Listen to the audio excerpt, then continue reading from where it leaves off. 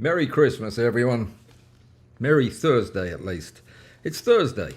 It's 2 o'clock in the afternoon. It's December the 21st. It's time for Macro Talk 2. How are you doing? Can you hear me? Pardon? You can? I hope so. All right. I hadn't checked in with my folks over on Telegraph, whatever it is. I believe I probably should do that. Who's out there today? Alistair? You there? Amy? Somebody talk to me. They will in a minute. How's everybody doing? You ready for Christmas? Have you seen my Christmas decorations? No, that's a question. Have you seen my Christmas decorations? I haven't seen them. Not in years. They're here somewhere. But a few years ago, I got a tree that was only 6 inches high that I could remember to put out every year, but I've lost it. It had lights already on it. You just plugged it in and they lit up. You didn't have to string anything. So let me see if I am being heard. I was heard nice and clearly 2 days ago, according to Telegram, but not so far today.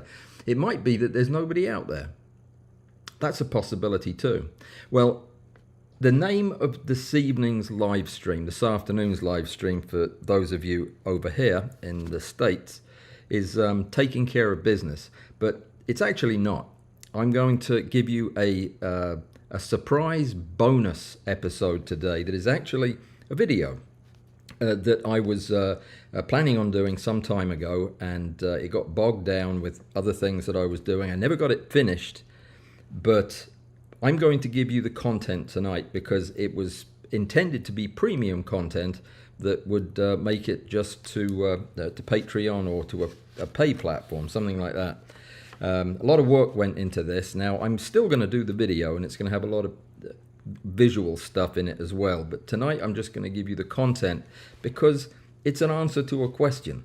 Somebody asked me right after our live stream on Tuesday. One of the comments I got was, well, not really a comment, it was a question, and it was repeated by 2 other people, was, please talk to us more about what you were saying this evening. There was one topic that I brought up. It was light and photography, and the request was that I expound on that I give a bit more information, and I have a lot more information on it. And I think that this is going to be useful to you. It's going to be a discussion of light in macro photography and what it is, what it isn't, what we need to know, what is not as important. And we'll see what you think. It'll be fun. I didn't want to just spin my wheels like happened a bit on Tuesday because I had so many things to talk about. I didn't get to really talk about any of them. I think that there are probably better venues for that. One of those venues for wheel spinning is Pazoom, and there is a Pazoom this weekend, even though it is going to be remote, as in I am going to be unfriendly and remote. No, I'm going to be not sitting here. I'm going to be sitting somewhere else, but I will have the necessary stuff with me to do a proper Pazoom.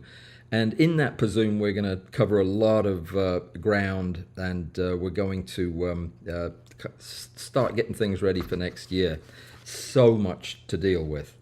I'm expecting to receive a lens today from my friends over at Leoa. They've asked me to take a look at the new 100mm macro cine lens, and I am beside myself with excitement about getting to do that. As you know, January is going to be macro video month. We'll be kicking it off with the interview with Mr. Lee from Leoa, and it'll just continue to charge ahead from there.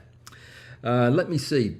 We still don't have sound, so I'm guessing that for the first time ever, maybe we don't actually have a moderator out there, which means I'm going to be looking at the chat, which means I'll be saying hello to people like David Brown, Nils Hagen, Peter Nagy, Happy, Joy, Rob Watt, Pierre Soreau, Vivian Daly. Yay, Vivian, way to go. Glad you made it. Rob Watt, Michelle Cox, Joseph Sestokas, and Ralph Watson, Baconmeister, Lance, all the usual folks that I've been ignoring for all these months.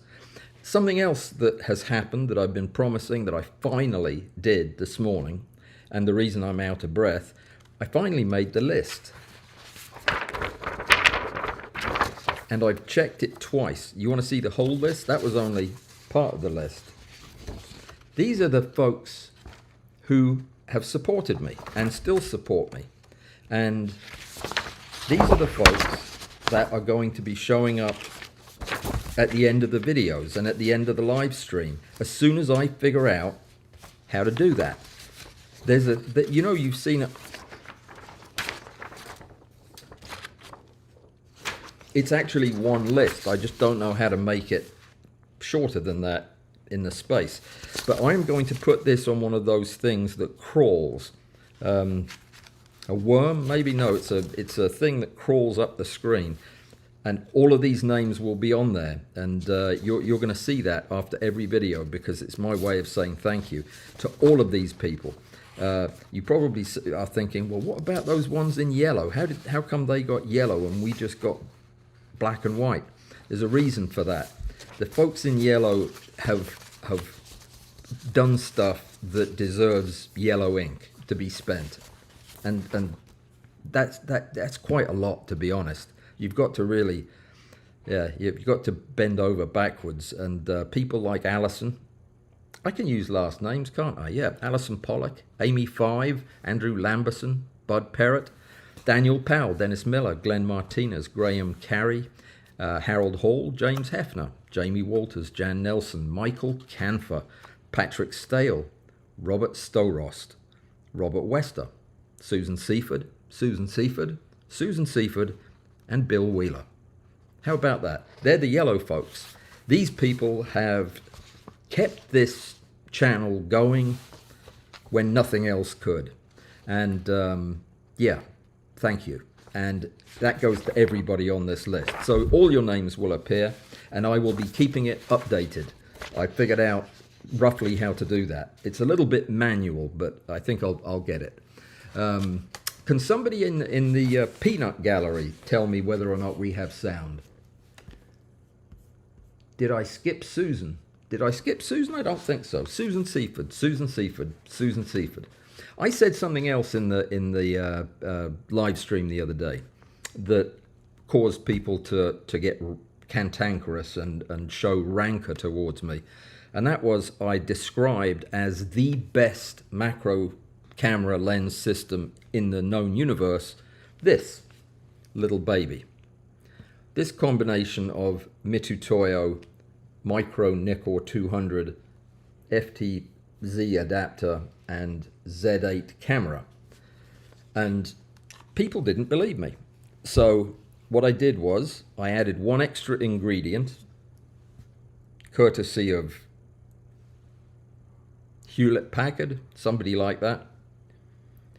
And I took a photograph, and I'm going to show that photograph to you right at this very second. I don't know if you'll be able to appreciate the resolution thereof, but you be the judge. Oh my goodness, it's got a lot of that artifact going on, doesn't it? Because of the regular patterns and everything. But I'm going to try to zoom in. This is only 100, about 80% right here. It won't zoom in any further than that. Maybe you can, I don't know, would that, yeah, that'll do it. This is not really doing it justice, but you go to the very corners of this frame on a full frame camera, and it is razor sharp. Look at that detail. Yeah, you can throw the Canons and the Sonys and all the other stuff at me as an argument against this. This is as good as it gets. Look at that piece of dirt. Even that piece of dirt looks spectacular. I don't know what it is, but yeah. So there you go. I told you it's the best, and it is. And I've got a lot of pictures coming out here in the next few. I'm going to be showing you exactly what this thing can do. Anyway, that was a fun distraction, wasn't it? I'm going to double check on my my chat thing here and make sure that there aren't any important questions I haven't answered, which means I need to find the thing. There it is. Uh-oh, Vivian just tossed in 20 euros. That is almost a cup of coffee these days in the United States. thank you. Thank you, thank you, thank you, Vivian. And Merry Christmas, he wishes me. Fantastic. Do you have a question that comes with that? Doesn't matter if you don't. I'll take the money anyway. Thank you so much. That's fantastic. And let me see. Still nobody says you can hear me. Can you hear me? Or are you just being nice and pretending? No click stops for the aperture on the macro video lens. No click stops for the aperture, and the focus is a much larger throw. It's a full circle 100% type throw, and it has a lot of other things going on to it. It is basically their 100mm macro lens, but it has been very much modified and recased well, you know the difference between a video and a photographic lens when it comes to aperture is you don't really talk about aperture size in video lenses or in cine lenses. You talk instead about the amount of transmitted light, how much of the light is getting to the sensor.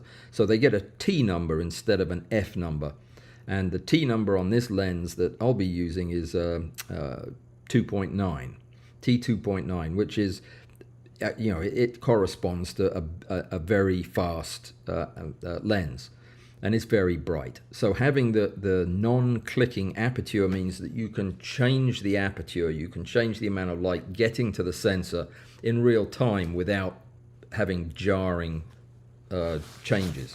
We'll talk about all of this. We've got a whole month to talk about it. Can't wait to do it. And with cream, I get cream in my coffee for 10 euros from. Do I have to say it out loud? Is that part of the deal? It's from Ananus, and thank you so much, Ananus. That's tremendous. You guys are great.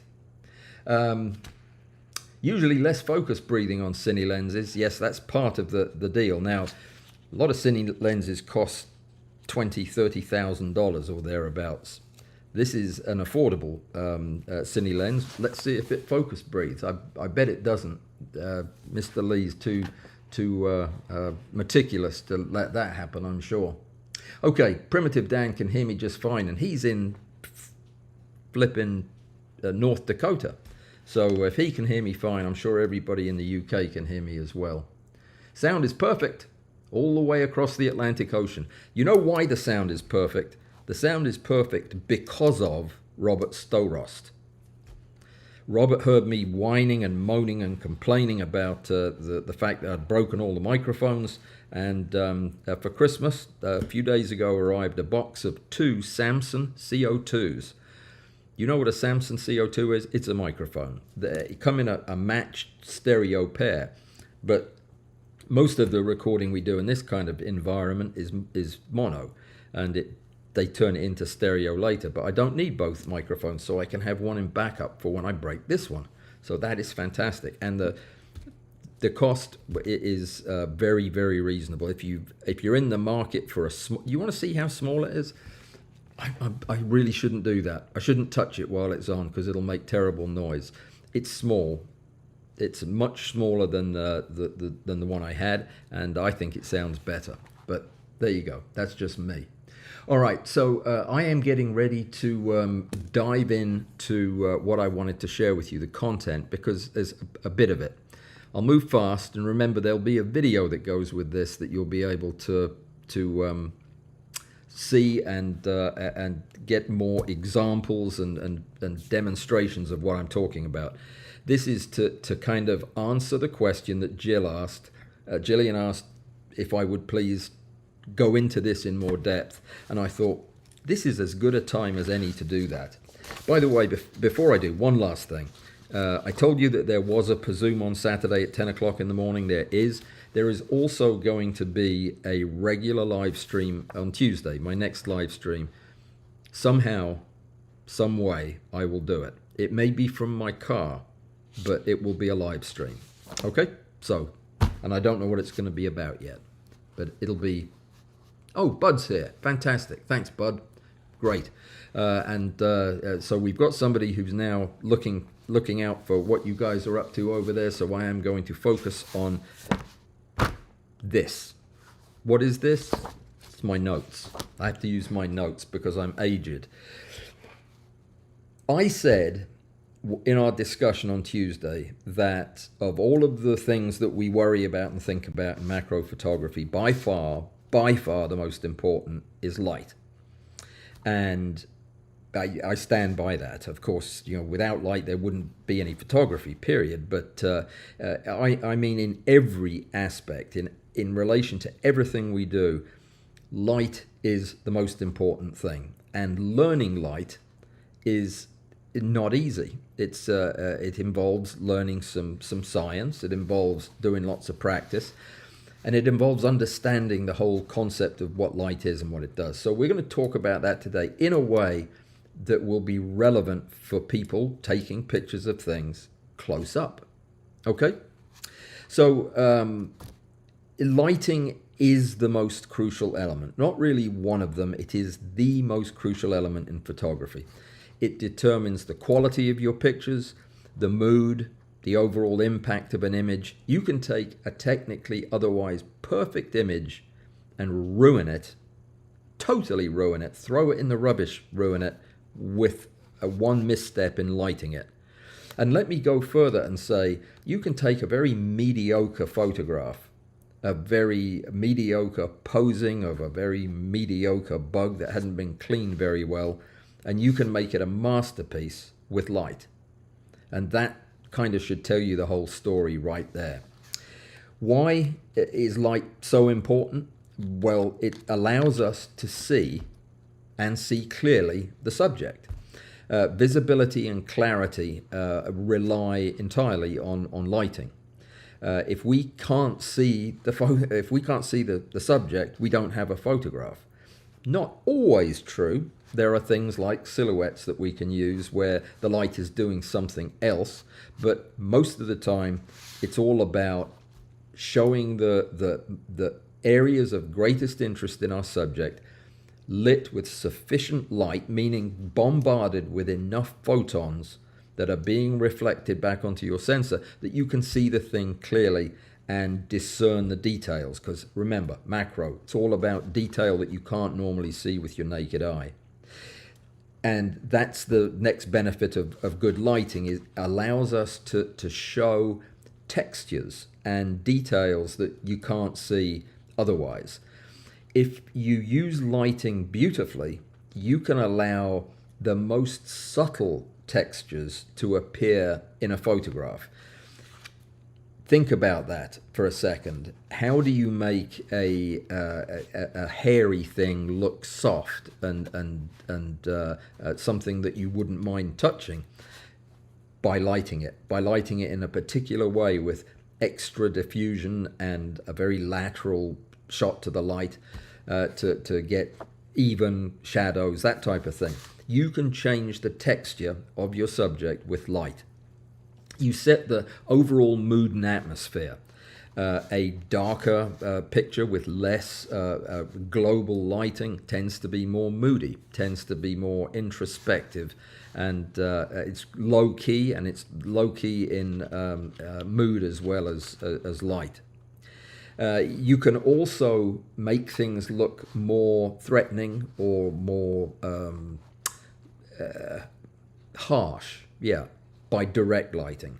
And that's not something that I particularly like to do, but from time to time I will. I've photographed spiders with big mandibles under a very bright light in order to emphasize that scariness. And you can emphasize all kinds of features with well-placed lighting. And you can also de-emphasize features. Oftentimes there'll be parts of an insect. Remember, I'm an insect photographer, but put the word plant in there if you have to. But you will have parts of an insect that are detracting from the overall picture. I was talking to somebody just the other day about a fantastic photograph that had one area in it that was drawing my eye that was a little bit distracting because it had light falling on it. If there was a way to diminish the amount of light falling on that area, it might have de-emphasized that area, allowing me to unconsciously focus more of my attention on the bits that were lit. You understand that. It creates depth and interest by using light carefully, by lighting foregrounds and backgrounds differently, or lighting the front of a subject differently than the mid portion and the back. You create the illusion in a two-dimensional representation of real depth. And the more masterful you are with the use of light in that respect, the more you can make the images jump out of the page at the viewer without having to do a stereo stack. Color and tone control is obvious, but not quite as obvious as you might think. The color of light, the wavelength of light that you use to illuminate your subject is going to change the light, obviously, that is reflected by your subject. And you can change everything about the color of the many of the things about the color of the subject simply by adjusting the light you're putting on the subject. And I'm going to talk about this in a bit more detail in just a minute, but different light sources, different color temperatures will affect the way the subject appears in your images.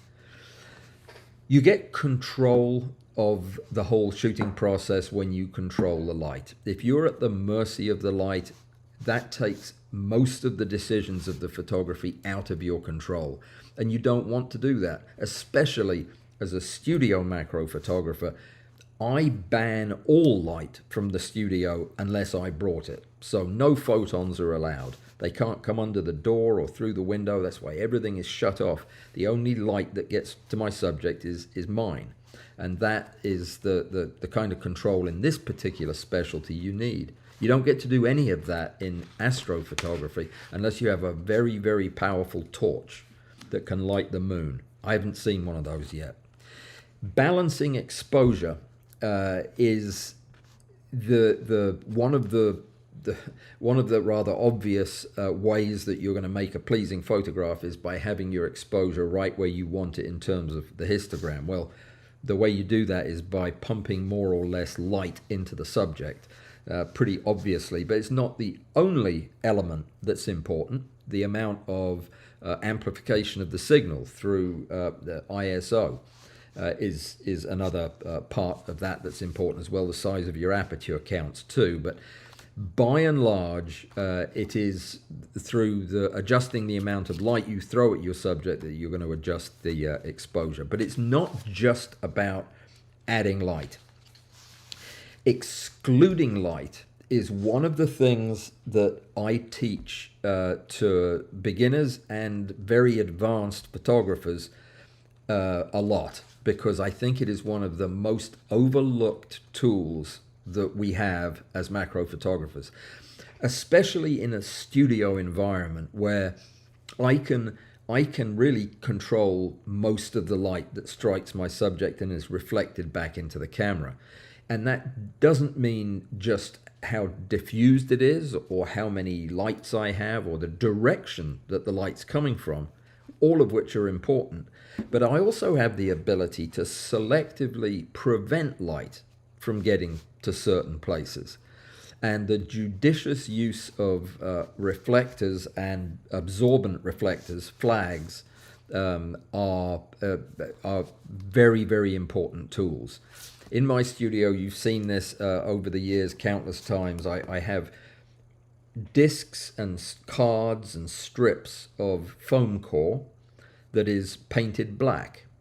Or it actually comes black and then I paint it black. And as of recently, I've been painting it very black, thanks to Bud Perrett and his black 03 or 30. It's the black ink that is incredibly black and absorbs 99.9% of photons. So I use that for my flags. And I have these things in a box right next to my setups in the back, where they're on tongue depressors and lollipop sticks. The boards are. You can stick them all the way in the foam and they'll stay there. And I can position them anywhere I want on a bendy arm. So literally, I can just de-emphasize the light falling on the left eye of that spider with a carefully placed postage stamp of black flag material. You can't do that just on the spur of the moment. Just think, oh, well, I've never done it before, but I'll try a flag. You have to understand blocking light the same way you understand providing light, because the same laws apply. We're going to get to what you have to know about light to use it, but that is one of the keys. Is the light is a dynamic energy form. It acts like a wave when it's traveling from your flash to your subject. When it gets to your subject or it gets to your aperture, it acts like a particle. And that causes things like the inverse square law to be a thing, whereby when you move your light back by a certain amount, the amount of light that makes it to the subject is decreased by the square of that distance. So a little bit of movement back is a lot of decrease in the intensity of the light. It's the same with the flag. It's interfering with the spreading of the light. But if you have the flag far enough back, eventually there will be light that is still spreading out that's going to overlap and throw photons onto your dark area. So you have to pick the right place to put the flag in relation to the light. And that takes practice. There is no formula to it. You just have to get out there and take pictures of a white card with light on it and then start blocking the light selectively to see the different shapes that you can get. There's all kinds of ways to do it, but you can also use the absence of light to do some special things like making the subject the shadow, or doing silhouettes, for example, where all you can see is the background and your subject is a cutout on that background. Personally, I hate silhouettes. It's too much work to figure out what it is I'm looking at, so I don't do them, but some people use them creatively very well. You can use objects in regular photography. In fact, you do it all the time when you say, "Hey, Granny, move over to the left so the pyramid shadow is in your face and we don't get the shiny makeup." You might not say that to your granny. You might treat her with more respect, but you get the idea. We move people around, we move objects around to give us a bit of shadow so that we aren't in the glaring sunlight. It's the same in macro, only more deliberate and on a smaller scale. But think about it. I will frequently do this when I'm shooting natural light without any additional light input. I'll use existing shadows and I'll move myself to incorporate the shadow into the subject as needed. And again, it takes experience. Utilizing natural elements is, well, it's a field macro technique, and it's largely what I just described, but you can also use things like the dappled light from a tree foliage, where it cuts down a lot of the light, scatters the rest of it. I don't like using that myself because it's an uneven light, and even lighting is important to me, but that's something that you can do. You can also use light modifiers to decrease. In fact, we routinely do that when we diffuse light. Diffusion is simply spread out small flags, tiny ones actually, just the size of the fibers in the material you're diffusing with. All it's doing is blocking or scattering the photons that are trying to get through. So imagine them as being millions of tiny little flags. All light modifiers do that to some extent, but our diffusion is one of them. And you know how important diffusion is to me. I'll run over this very, very quickly because I don't think I bring it up anywhere else in this discussion. But when we put layers of diffusion between our light and our subject, it is so that from the perspective of the subject, the light is coming from everywhere. It's not coming from behind them, for example, but we have to make compromises to avoid other problems with light being where it doesn't belong. But as we put more and heavier diffusion between light and subject, the light scatters more, and the more it scatters, the more different positions or different angles the light is coming from. And remember that specularity or bright highlights that spoil a photograph, they arise because the light is being reflected back at the same angle. So if you have a concentrated beam of light hitting a subject, it is all going to be reflected in the same direction. And if that direction happens to be your sensor, you're going to have a blown area where there'll be no detail, and that will ruin the photograph. You scatter the light enough and it becomes impossible to have a specular highlight because you simply do not have enough rays of light being reflected on the exact same angle that they show up in the same place on your sensor. It's quite logical, really. So that is the most important of the ways that you decrease light striking your subject, but at the same time modify it. You can strategically frame a subject using the lighting, and this is again something that generally is something you do in field macro or in any other kind of photography. Less so in the studio do I use this technique, but you can, is to use the concentration of light as a framing element, as a compositional element with your subject. I do that occasionally, where I'll cut a window out of a black card so that I have a distinct shape of light that strikes the subject, only part of which will be in that light. But I don't do it often. I'm more likely to do that if I'm doing product photography. That would be a useful tool. Long exposure is another way that you can, long exposure is a way you modify a low light situation, but if you think about it inversely, it's a tool for allowing low illumination to become part of your photograph. You just basically use long exposure to light the parts you're interested in, and you don't provide light to the others. Light painting would be an example of that. A long exposure where you layer on the photons. Remember that when a photon is reflected off the subject, it is getting captured by a photosite, a receptor on your sensor. And that is a cumulative event. As long as the shutter is open, it is counting the photons that get into each photosite. If you're taking a flashlight and you have a long exposure and you're shining the light all around, you're spraying photons onto your subject. And if you just hold the light in one direction for a long period of time, it'll fill up all those photon buckets on that part of the photograph, and it'll be light. And everywhere else that you didn't spray photons will be dark. Light painting, that's all that is. But you can use it to augment your photography as opposed to it just being the primary technique. But it's fun to do. I'm going to mention post-processing techniques by boosting your whites, dropping your blacks, increasing the shadows, decreasing the highlights as ways to modify the light in post.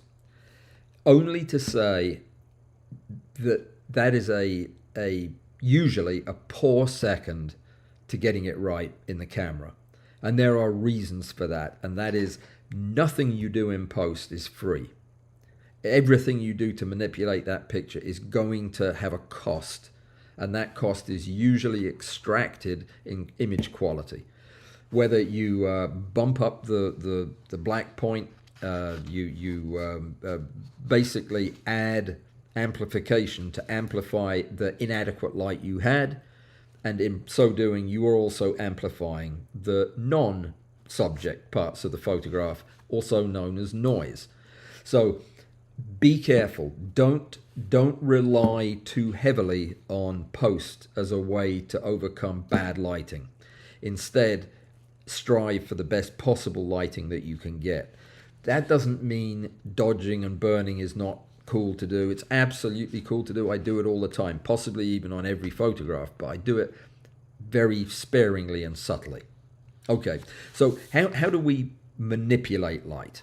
Because that's what this is all about, is either directing the light differently or use of some other modification to change the way the light interacts with the subject. The direction is the most obvious. Now, you understand, I think, from what I've said, that there are all kinds of creative ways to use direction to create shadows, to emphasize parts of the subject, and so on. In macro photography in the studio, I don't care about that, frankly. I don't care about it at all. I care about getting the subject lit in a way that allows maximum detail to be shown in all the areas I'm interested in, and no distracting blobs of light to spoil that.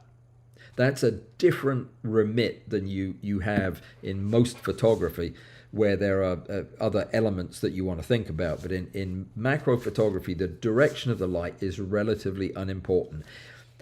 It becomes important in avoiding the pitfalls, which I'm going to get to in a minute, but you want to keep the direction of the light forward so that it is reflected light off your subject that is getting to the camera, and only that. If you start putting lights out in front of your subject, pointing back to the camera, you're going to get light straight into the camera, and that is not the kind of light you want. Using reflectors, cards, mirrors to bounce light into the subject is a legitimate technique. I do use it. I used it last night. In fact, I used it on that picture that I just showed you.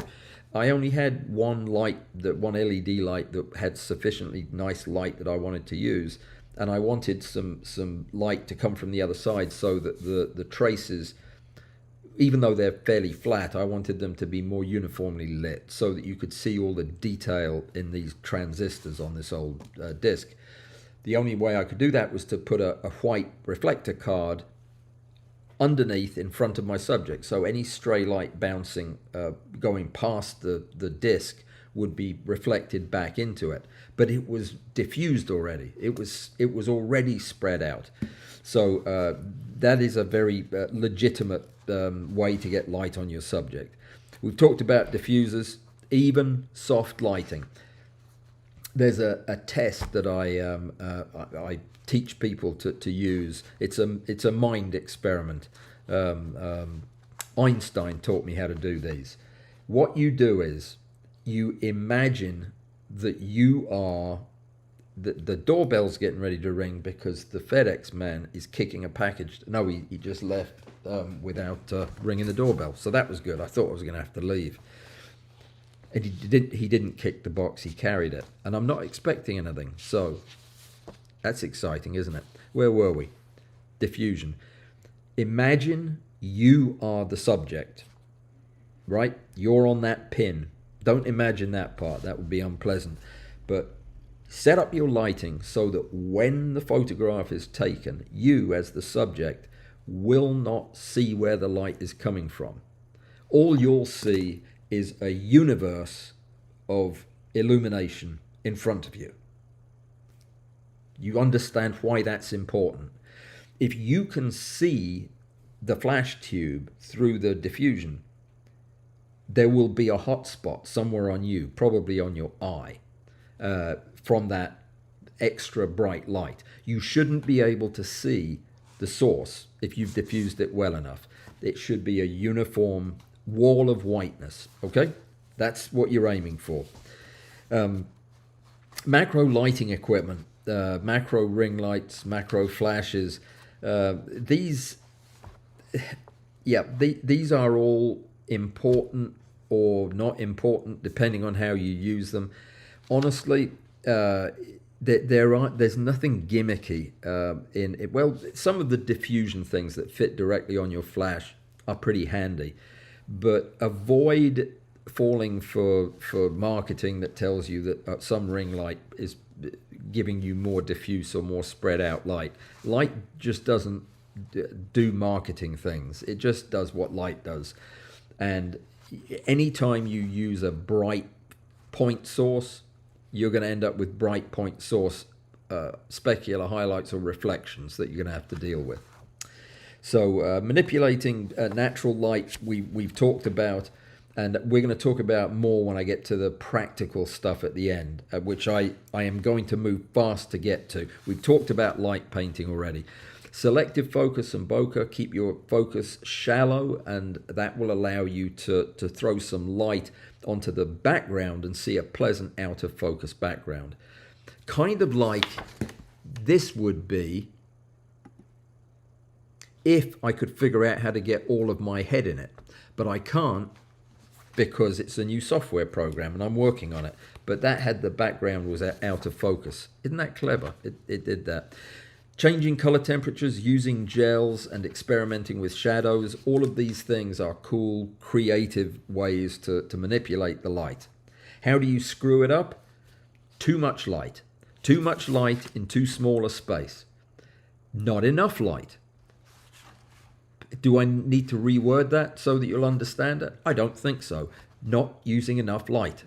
That can be having your power settings on your MF12s too low to light the parts of the subject that you want lit. If you aren't putting enough light in, you aren't going to have a bright enough subject to edit, let alone show. So have enough, but not too much. Uneven or inconsistent lighting. For macro photographers, that's usually lighting that is moving. Lighting shouldn't move in macro photography. You cannot put light on the camera and then focus stack by moving the camera, because you're moving the light too. Your light needs to stay static in relation to the subject, and that will give you believable stacks. The reason you don't do that is the stacking programs can't understand shifting shadows. It looks at it as a new object and doesn't know what to do with it.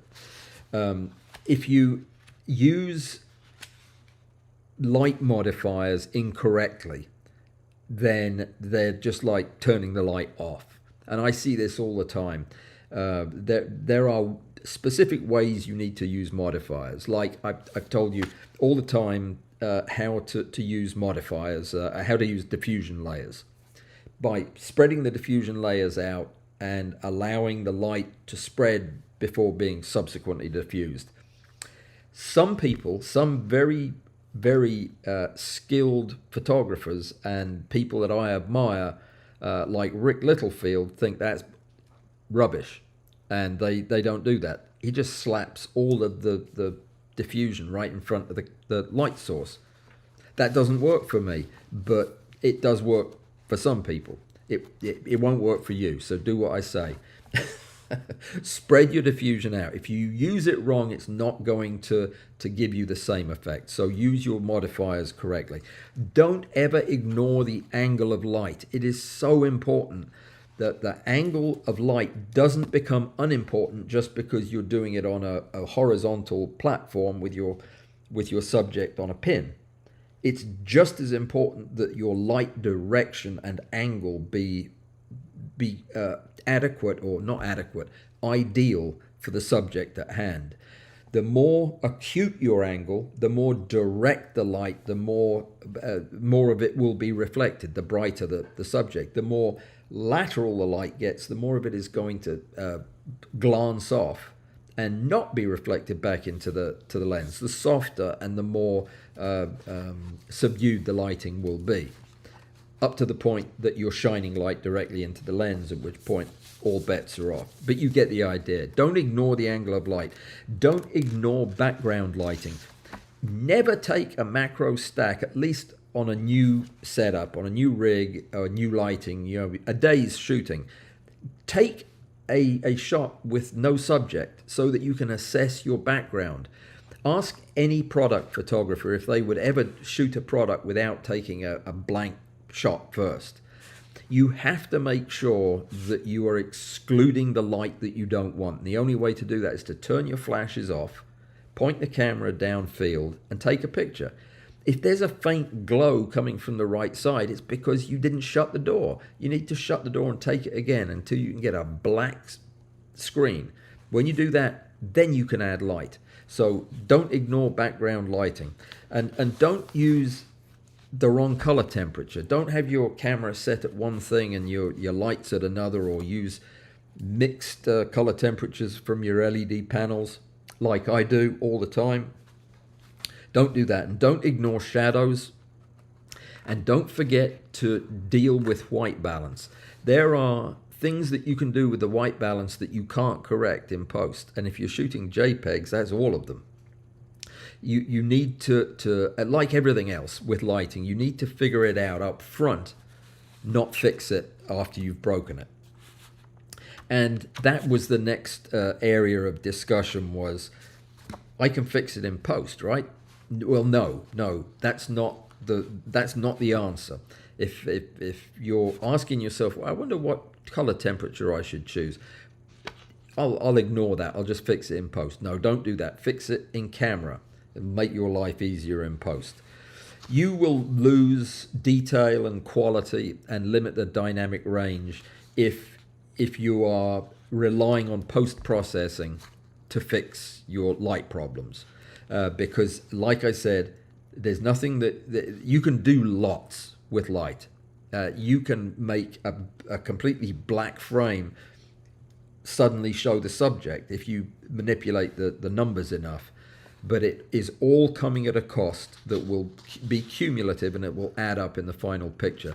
So if you can avoid it, just don't use... you'll hear me talk about shooting a histogram way over to the left. Again, this is me exaggerating. When way over to the left, I don't mean bunched up on the left side and clipping. I mean my histogram is, the bulk of my histogram is to the left of the center line. That is because of the way stacking programs work. That isn't necessarily going to work in your field photography. You need to have your histogram right in the middle, where it's supposed to be, or even a little to the right. But understand that manipulating that stuff after the fact may salvage a photograph, but it's not going to give you the best photograph it could have been. Post-editing is often going to mess up color in ways that you can't anticipate. And I'm going to leave it at that for now, but we can talk about, that's a whole separate subject. You can create unnatural appearances and artifacts just like a stacking program if you go messing around with light and color in post and don't know what you're doing, even if you do know what you're doing. You can't pull enough light out of a dark photograph to create a believable illumination that doesn't also leave you bunches of artifact. And it messes with color rendition, and that's enough, because I've got just enough time to run over what I think are most important, and that's the take-home message. You don't have to learn any of this or incorporate any of these techniques into your photography and to take a fantastic image. Just like you can throw a dart into the bullseye of a dartboard with your eyes blindfolded, sitting on a horse backwards, eating a taco. You can throw a bullseye. You won't throw many, and you'll destroy a lot of your furniture trying, and you'll upset the horse terribly. But you can do it. Does that mean it's the way to go? No, it doesn't mean it's the way to go. It means that your great photograph was a stroke of luck. You take enough photographs, this is my technique, you take photographs all day long, you're going to get some good ones by accident. The goal needs to be thoughtful in planning your photographs so that most of them are good ones. And the way you do that is not by hoping for the best and spraying and praying. So the key is to understand, anticipate, add, subtract, and modify light in a way that is going to give you the photograph that you pictured before you started clicking the shutter. It's incremental. Learning light happens pretty slowly. It's most of what I teach when I teach somebody. Is we may talk about other things, but it always comes back to how we're using the light. You have to practice the right things and focus on the right things, or you just learn the wrong ways to do it. And that's an important take-home. So it's not always intuitive how to use the light. So it's a good idea to talk to somebody else who's already done that or already been down that road. To become an expert as a macro photographer, you have to be an expert at manipulating the light. You can't get there otherwise. You really can't. Good macro photographers can cluster in that group of people who know nothing about light. The great ones, none of them will be in there that don't know about light. To become an expert user of light, you've got to understand the fundamentals of bright and dark and color and wavelength. You can't play a beautiful sonata on a piano if the piano's out of tune. And that's what you're starting with if you don't understand what light is doing. Your piano's out of tune. You can get all your fingers in the right place and your rhythm and tempo and everything. You're using the pedals on the floor right and everything, and it'll sound like horse droppings if the piano's out of tune. Getting the piano in tune means you understand that light behaves like a wave as it travels from the light source to your subject. But when it gets to your subject, it becomes a particle. You have to understand the inverse square law, why that's important. You have to understand that light carries different amounts of energy determined by wavelength, and that the wavelength of energy determines the color. And that all of this stuff you have to understand at some level to be able to manipulate it, because that's what we're doing. The more you know, the more you will understand the practical applications of light in photography, and the skills you need to develop are the ability to see and understand the light, the ability to see the image you're trying to take before you take it, the discipline to practice your lighting with intelligence and intent. In other words, don't just keep doing the same thing that isn't working. Ask somebody, read a book, watch a video, and then practice that with intent to get better at that aspect of lighting. The willingness to seek feedback, critical feedback from somebody who knows what they're talking about, and do so regularly. It's hard to do, but you've got to. The willingness to provide critical feedback to other people who are behind you in the experience. That is another key way to learn light, is to try to teach it to somebody who doesn't know it. Believe me. The willingness to step outside of your comfort zone and try techniques with a truly open mind and look at the results, even though it may fly in the face of what you've been taught before. The willingness to step away from the process and just forget about it for a little while. You've got to do that. You can't just keep going. Take breaks. It makes your learning more effective. And you need to be willing to embrace the whole idea of learning for the rest of your life as a thing. Lifelong learning is part of this, and learning light in photography is something you have to learn and relearn every day. Fundamental basics, all of those. Let's talk about the practical steps in the last couple of minutes that I've got. There are some practical things that you can do, and I'm going to give them to you now.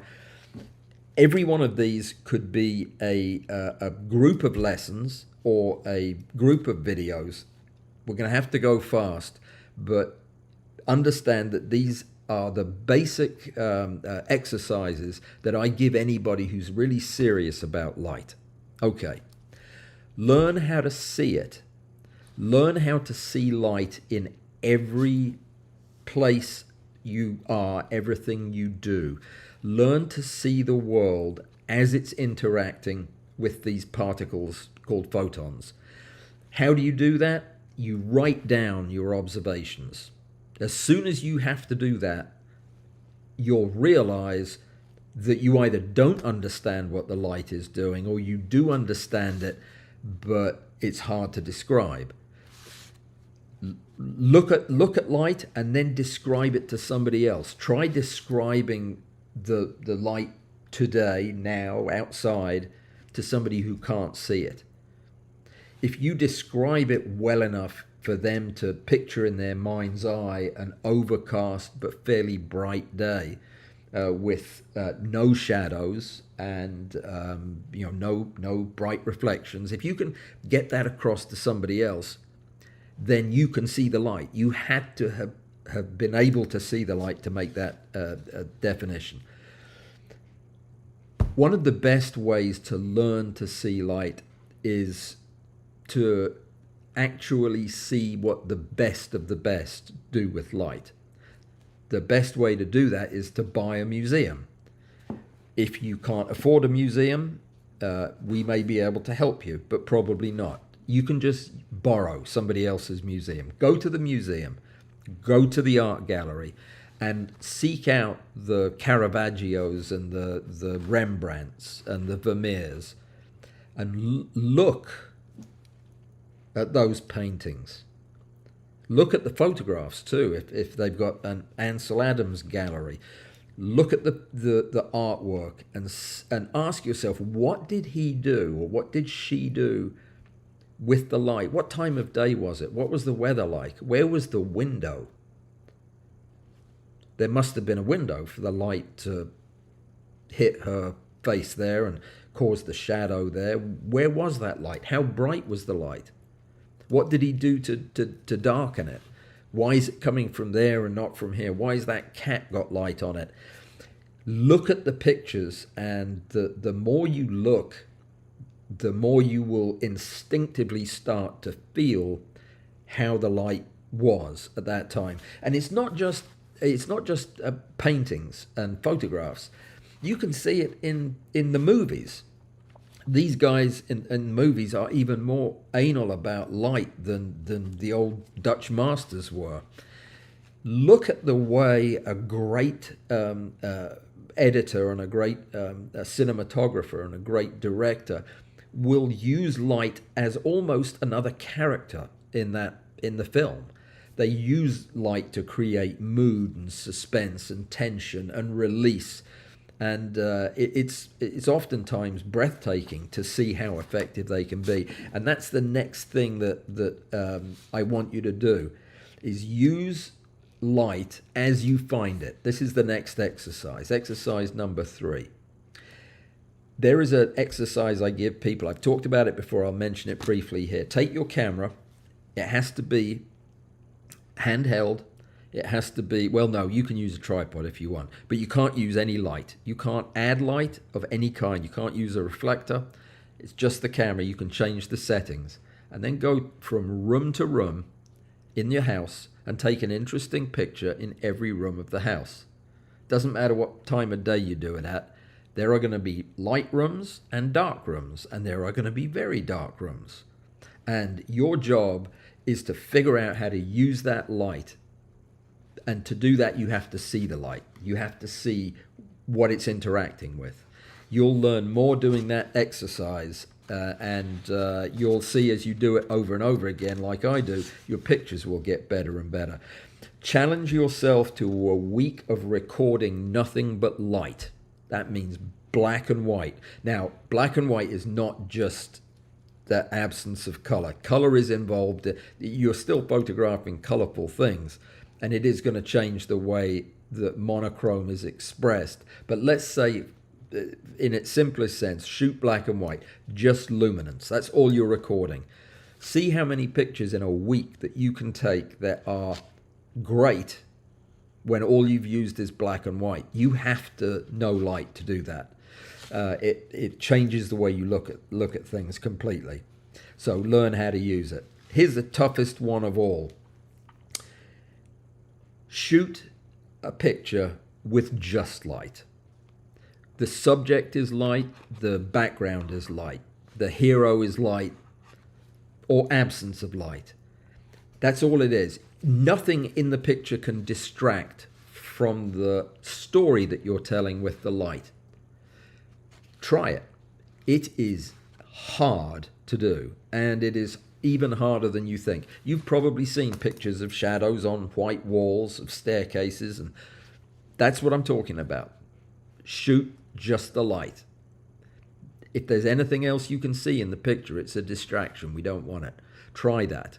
There's one last suggestion.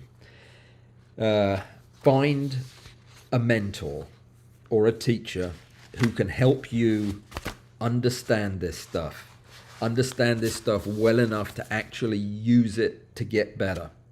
And find somebody who knows the material and can help you understand it, and then work with them. If you are absolutely at a loss as to who that person might be, give me a call. I'll point you in the right direction. I know somebody. That's it, guys. That's all I have. The video of that is going to have 1 million photographs in it as well, but there's no way I could do all that talking and show the pictures, so we'll do that another time. I hope that was helpful to you and useful. If you sense that I am passionate about this, I am. It is the secret. It's the core to everything in good photography is understanding light and knowing how to use it. And it's what I do. It's what I teach. So if you want to know more, get in touch. And in the meantime, have a great holiday. Have a Merry Christmas or a Happy Kwanzaa or I guess the Happy 4th of July if you're just really late at doing things. It is a holiday, so don't work. I'll work. You can relax. And if you're a Patreon member, first of all, thank you. You're on this list. And second of all, come on Saturday and we will presume together.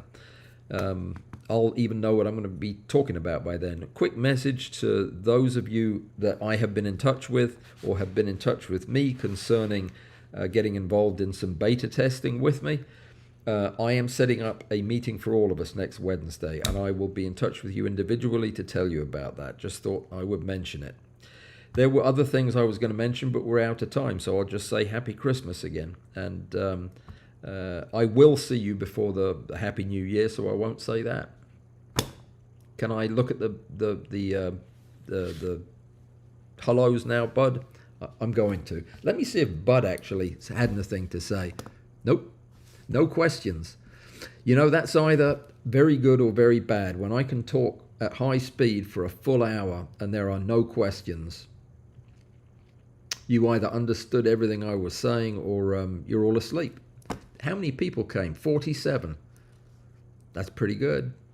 136 views. That's pretty good. But only 20 minutes of average view duration. That means you fell asleep. But that's okay too. Let me see. I'm going to say hi to Ralph and Michelle I said hi to already. Ralph's just chattering away in the chat today. Mike Olson. Mike, I'm leaving right now to go to the post office with your Beatles. So you should get them before you know it. Yeah, happy winter solstice to you too. Proud Liberal, Harold Olson, Susan. This has been the best talk or article on light. This is why I support Allan and his channel. Well, thank you. I appreciate that. I do like talking about light. It is good stuff. Klaus, there's a man who knows light. Klaus, your picture of the blue jellyfish polyp thing underwater that you took, that you fixed. Bravo, my friend. I said you'd have a hard time making that look good. You made it look good. Klaus is an argument against what I said about post-processing. He took an underwater picture of a beautiful blue thing, and I said, oh, it would be great if that thing wasn't in front of it. Well, it's not in front of it anymore. Well done, Klaus. That was awesome. And I meant to say that the other day when we were talking, and I didn't. It's excellent. Roy, greetings. And thanks for coming, everybody, one and all. And Graham of the Graham Carey platform. You're on the list. You're on the yellow list, Graham. Did I not say that? Yes, I did. You're on the yellow list. So look for your name in flashing emblazoned lights. All right, a heavy talk for a light subject. Ha ha ha. Yes, indeed. Merry Christmas, everybody. I'll see you on Saturday, and Tuesday. Later. That was fun.